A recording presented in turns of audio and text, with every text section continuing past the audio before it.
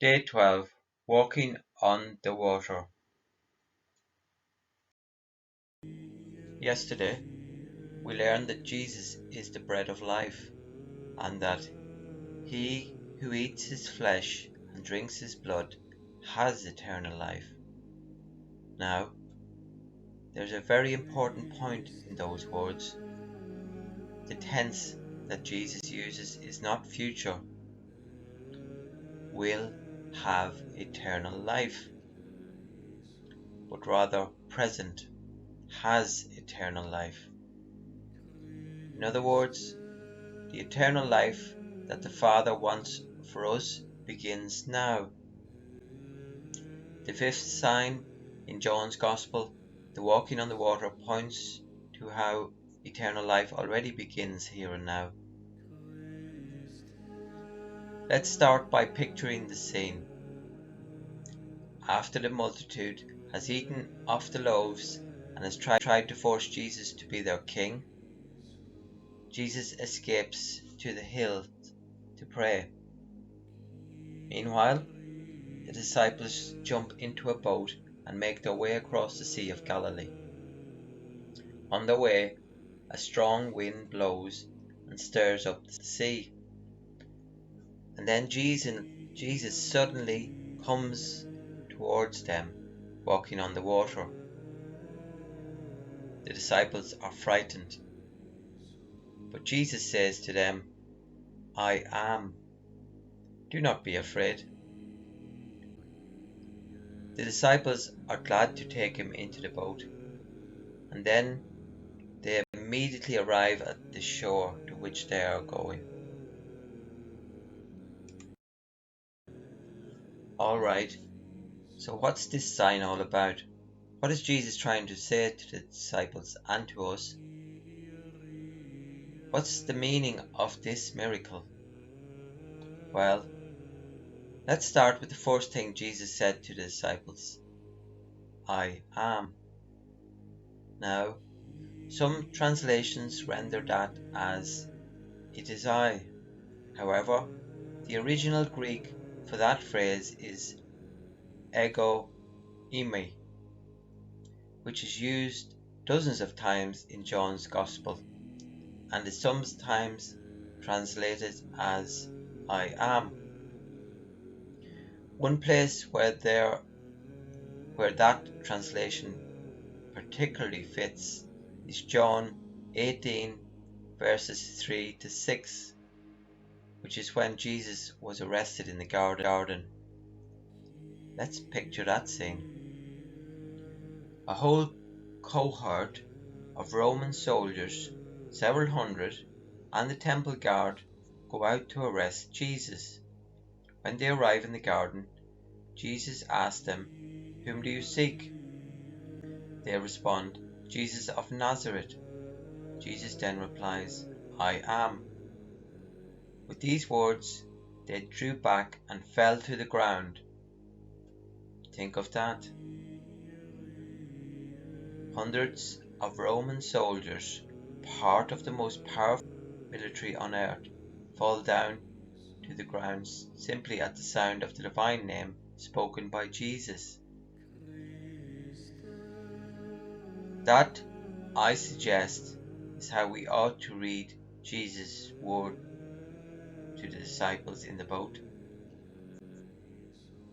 When he says to them, "I am," he means I am. The divine name that is full of power and might.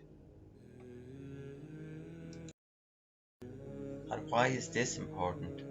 It's important because, again, as the prophet like Moses, Jesus is the one who sees the Father and who wants to make the Father known. In this miracle, this sign, Jesus is pointing to one of the most important aspects of the Father's identity, the one that we mention Sunday after Sunday when we profess the Creed. I believe in God, the Father, the Almighty.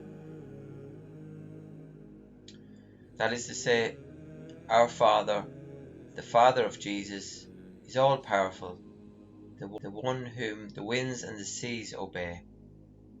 Knowing this fact and bringing it deeply into our hearts brings us to experience eternal life now. Let me explain. Often in life, we'll feel such things as stress, anxiety, worry, fear, nervousness, and agitation. That's all natural. Everyone experiences these emotions. However, as Christians, we should deal with such emotions differently from how people of the world handle them. Let me tell a quick story about this. Shortly after recreational marijuana was legalized in my home state, a dispensary opened up close to my house. One Sunday morning, I happened to drive by it, and I couldn't believe the size of the line. Literally, hundreds of people had lined up to get their supply of the drug. Why? Well, I imagine most of them were struggling with stress, worry, and anxiety, and they were looking for the passing relief that popping some gummies or lighting up a joint might bring. Now, Karl Marx, the founder of Marxism, famously once said that religion is the opiate of the people. If he means that religion deadens our senses and destroys our motivation, then of course he's wrong. But in the case of Christianity, he may be onto something. How so? Because Christianity does indeed bring relief to stresses and anxieties of this world. Recall the words of Jesus that the Father cares for the birds of the air and the flowers of the field, and even more so how he cares for us. Believing in the promise of such words brings the relief that Christianity proclaims, a relief called peace, a peace that the world cannot give. Thank God. I say because the peace of Christ is much richer, deeper, and longer lasting than the numbing relief that comes from such things as pot or alcohol. In fact, Christ's peace is of a completely different order, and he wants to give it to us the beginning of heaven, not later, but now. Of course, we all have our ways of dealing with stress. If it's not drugs or alcohol, it may be food, television, video games, movies, music, or even pornography. The way of the Christian, however, is to find relief from the anxieties of life, primarily by turning in faith to our Almighty Father. He has the power to calm the storms of our lives. He has the might to immediately bring us safely to shore, even as we're being tossed about in the middle of the sea. He's the one who hovers over the water, above the chaos, above the stormy winds, and who can calm them all by uttering one word. In fact, that's exactly how he calms them. As we learn in this gospel, he sends his word, who proceeds to tell us, I am. Do not be afraid.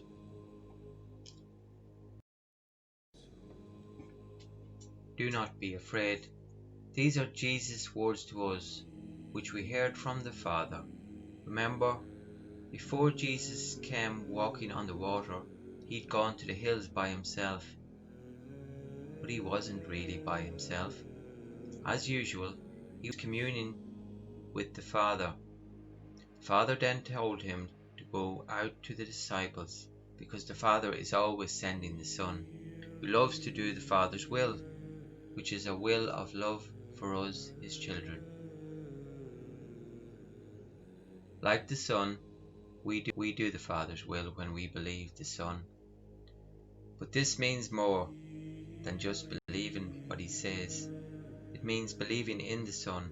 It means giving ourselves to him, including all our worries, anxieties, problems, difficulties, and concerns. It means entrusting everything to the Father through Him. In the Christian life, sometimes familiar words become a bit worn out. For instance, take the word mercy. It's used so much nowadays that one might miss the beauty of its meaning. So, I prefer another word that highlights an aspect of mercy that helps us better appreciate its wonderful reality. That word is tenderness. And it's like this: when the Lord shows mercy to us, when He bends down to help us, He does so with tenderness, which has the connotation of extreme kindness and gentleness. Now, who doesn't love to be treated with kindness and gentleness? Mercy, then, as tenderness, is unmistakably beautiful. The word faith is one of those familiar words that sometimes feels a bit worn out. Another word highlights an aspect of faith while getting to the heart of it. That word is trust.